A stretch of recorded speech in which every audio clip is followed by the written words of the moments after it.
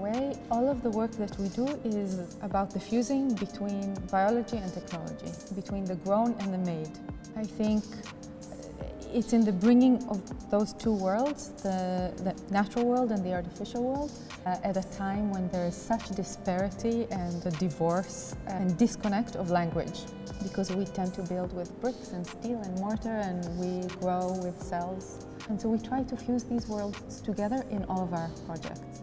It's since 2013 that you've been working on this, and we've been trying to get this to MoMA for 10 years. If you had to explain to somebody what this is and where we are, what would you tell them? Like if you were a 10-year-old? Well, 10-year-olds usually understand better than 65s. By silkworms. A structure made by silkworms, and what's your role in that? To guide the silkworms. What Neri does is to make new materials, new processes, together with her group, the Mediated Matter group. She has all these researchers and collaborators, and they try to work on ways in which we will build and make materials in the future, hopefully integrating our knowledge and savvy as human beings, and then computation, robots, and organic beings. Basic level of this is templating, is what we call templating. Start with an underlying structure and then use environmental stimuli to guide the silkworms on the structure. Silk is one of the most primal, ancient materials that we have. It's a superb material. It has incredible qualities. And it also signifies so much of what my group believes in, meaning we love this idea of using a single material as a system to enable strength. It'd be amazing to just talk about what it takes with robotic arms, or in general, the whole process of how to build a life form, stuff you've done in the past, maybe stuff you're doing now, how to use bacteria, this kind of synthetic biology, how to grow stuff by leveraging bacteria. Is there examples from the past? And yes, explain? And just take a step back over the 10 years, the Mediated Matter group, which was my group at MIT, has sort of dedicated itself to, bio-based design would be a suitcase word, but sort of thinking about that synergy between nature and culture, biology and technology. And we attempted to build a suite of embodiments, let's say, that they ended up in amazing museums and amazing shows, and we wrote patents and papers on them, but they were still N of ones. Again, the challenge, as you say, was to grow them. And we classified them into fibers, cellular solids, biopolymers, pigments. And in each of the examples, although the material was different, sometimes we used fibers, sometimes we used silk with silkworms and honey with bees, or comb as the structural material. With Vespers, we used synthetically engineered bacteria to produce pigments. Although the materials were different and the hero organisms were different, the philosophy was always the same. The approach was really an approach of computational templating. That templating allowed us to create templates for the natural environment where nature and technology could duet, could dance together to create these products. So just as a few examples, with Silk Pavilion, we've had a couple of pavilions made of silk. And the second one, which was the bigger one, which ended up at the Museum of Modern Art with my friend, an incredible mentor, Paola Antonelli, that pavilion was 6 meters tall, and it was produced by silkworms. And there we had different types of templates. There were physical templates that were basically just these water-soluble meshes upon which the silkworms were spinning. And then there were environmental templates, which was a robot basically applying a variation of environmental conditions such as heat and light to guide the movement of the silkworm. You're saying so many amazing things, and I'm trying not to interrupt you, but like one of the things you've learned by observing, by doing science on these, is that the environment defines the shape that they create, or contributes, or intricately plays with the shape they create. And so and you get to, that's one of the ways you can get to guide their work, is by defining that environment. By the way, you said hero organism, which is an epic term. So that means is whatever is the biological living system that's doing the creation. And that's what's happening in pharma and biomaterials, and by the way, precision ag and new food design technologies, as people are betting on a hero organism, is the sort of how I think of it.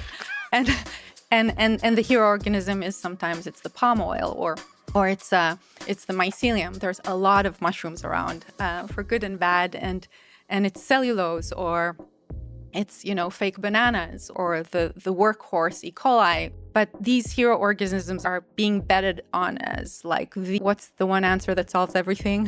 Hitchhiker's Guide? 42. 42. Yeah. These are sort of the 42s of the enchanted new universe. And back at MIT, we said, instead of betting on all of these organisms, let's approach them as almost like movement in a symphony. And let's kind of lean into what we can learn from each of these organisms. Attention, depending on where these properties are needed.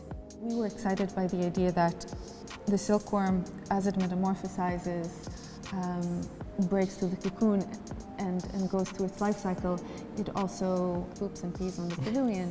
And because it does so, it melts some of the underlying structure that guided it to begin with.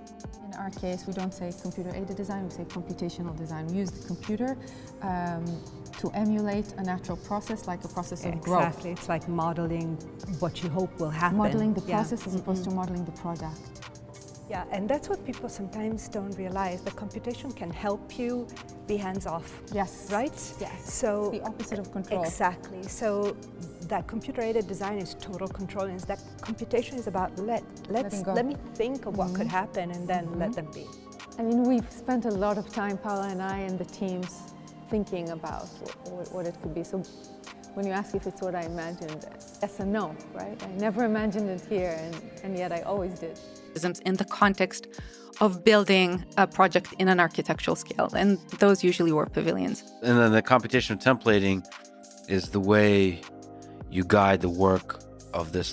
How many did you say? 17,000? 17,532. So each of these silkworms threads are about 1 mile distance, and they're beautiful. And just thinking about the amount of material, it's a bit like thinking about the length of capillary vessels that grow in your belly when you're pregnant to feed that incredible new life form. Nature is amazing. But back to the silkworms, I think I had 3 months to build this incredible pavilion, but we couldn't figure out how we were thinking of emulating the process of how a silkworm goes about building its incredible architecture, this cocoon, over the period of 24 to 72 hours. And it builds a cocoon basically to protect itself. It's a beautiful form of architecture, and it uses pretty much just 2 materials, 2 chemical compounds, sericin and fibrin. Sericin is sort of the glue of the cocoon. The fibrin is the fiber base material of the cocoon, and through fibers and glue, and that's true for so many systems in nature, lots of fiber and glue, and that architecture allows them to metamorphosize. And in the process, they vary the properties of that silk thread, so it's stiffer or softer depending on where it is in the section of the cocoon. And so we were trying to emulate this robotically with a 3D printer that was a 6-axis KUKA arm, one of these baby KUKAs, and we were trying to emulate that process computationally and build something very large, when one of my students, now a brilliant industrial engineer, roboticist on my team, Marcus, said, well, we were just playing with those silkworms and enjoying their presence when we realized that if they're placed on a desk or a horizontal surface, they will go about creating their cocoon, only the cocoon would be flat. Because they're constantly looking for a vertical post in order to use that post as an anchor to spin the cocoon. But in the absence of that post, on surfaces that are less than 21 millimeters and flat, they will spin flat patches. And we say, aha, let's work with them to produce this dome as a set of flat patches. And a silkworm, mind you, is quite an egocentric creature. And actually, the furthest you move forward in evolution by natural selection, the more egoism you find in creatures. So when you think about termites, right, their material sophistication is